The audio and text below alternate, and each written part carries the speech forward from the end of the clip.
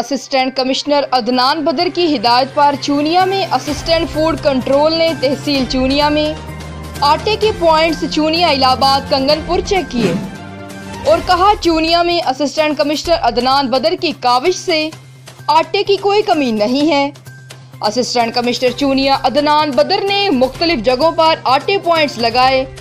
तहसील चूनिया अल्हम्दुलिल्लाह assistant commissioner Adnan बदर की हिदायत पर तहसील चूनिया में किसी चीज़ की कोई भी कमी नहीं है।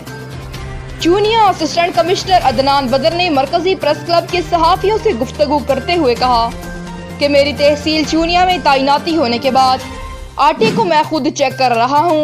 इंशाअल्लाह मैं आटा की कमी तहसील चूनिया में नहीं होने दूंगा। इरफान अशरफ, नुमाइंदा फास्ट न्यूज़ चूनिया।